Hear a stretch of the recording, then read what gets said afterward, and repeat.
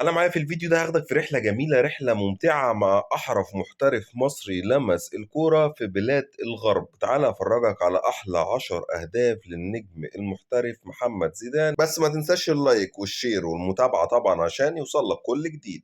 ده أول هدف معانا لزيزو في بداية مسيرته الاحترافية في الدنمارك، وعلى اتفرج معايا ازاي هيحط الكورة دي بشماله رغم ضغط المدافعين عليه، ولكن الراجل من مسافة بعيدة جدا بيحط تسديدة قوية بدقة عالية جدا في البعيدة هناك فوق خالص في المقص، محدش يعرف يجيبها لو جبنا بوفون وديدا وكل وأعظم حراس العالم. أو محمد زيدان ده كان تخصص إنه يجيب غضروف للعيبة والمدافعين في الدوري الألماني. تعال اتفرج هنا، هياخد المدافع يمين وشمال كام مرة، ادي مرة هوب واحدة يمين، خد واحدة تاني شمال، قال له انت رايح فين تعالى تاني، وبعد كده المدافع لقى الكورة في الشبكة هناك في الزاوية البعيدة بطريقة مذهلة. مش كانش بس لعيب مهاري، لا كان مهاري وكمان عنده الفينش مرعب حرفيا، سواء برجله اليمين او كمان برجله الشمال.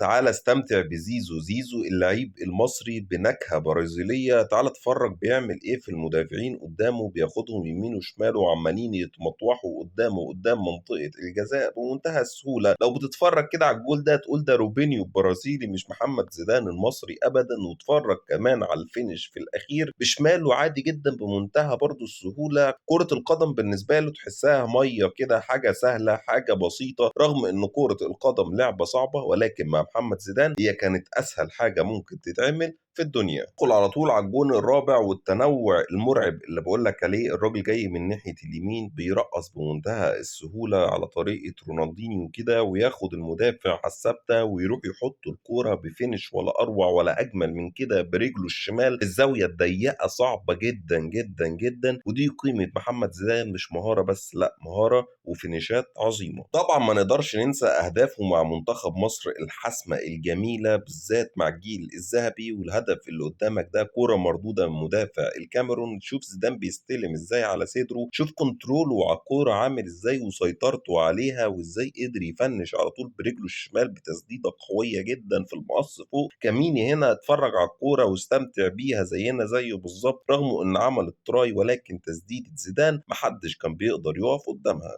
وده طبعا هدفه الشهير في المباراة الأشهر بين مصر والجزائر في أفريقيا اللي خلصت 4-0. وهنا زيدان وهو بيدلع دفاع الجزائر برضه كعادته يعني، وبيحط الكورة بشماله برضه في المقص كعادته يعني. هدف جميل شبه أهداف زيدان الجميلة الصعبة، ماركة محمد زيدان، ودي الأهداف اللي بتعيش العمر كله. خلاص الأهداف مش محتاجة شرح، الأهداف كلها شبه بعض، كلها بيدلع فيها المدافعين، ولكن المدافع اللي بيدلع المرة دي هو دانتي مدافع البرازيل. اللي اخدوا هنا زيدان على الثابته برضه وحط الكوره بشماله اللي زي يمينه بالظبط في المقص. حارس المرمى طبعا عمل التراي، ولكن على مين تسديدات زيدان محتاجه 10 حراس في قلب المرمى. الهدف التامن معانا هنا زيزو بيعدي من وسط اتنين مدافعين. لو قلت لك ان ده لعيب برازيلي للوهله الاولى كده هتصدق، مش هتعرف ان ده محمد زيدان المصري. وكمان بيكمل بالفينش الجميل بتاعه في الضيقه برجله الشمال على طول بيلطشها لحارس المرمى اللي كان فاتح الزاويه ومش متوقع.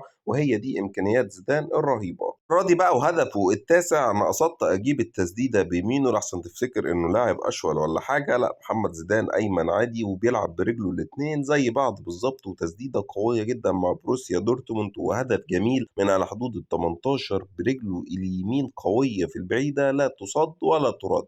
الهدف العاشر معانا والاخير، وتعالى اتفرج على الار 2 من قبل ما يخترعوا الار 2 والبليسنج العظيم اللي في الزاويه البعيده رغم ضغط المدافعين. ومحتاجين محمود حسن تريزيجيه يتفرج على الهدف ده ويتعلم منه، عشان تريزيجيه على طول بيحطها في المدرجات. اتفرج على محمد زيدان بيعمل الار 2 ازاي وهو مضغوط عليه من زاويه صعبه جدا جدا جدا. ولكن زيزو كان عنده فينش رهيب، فينش ممتع، فينش عظيم من لعيب عظيم.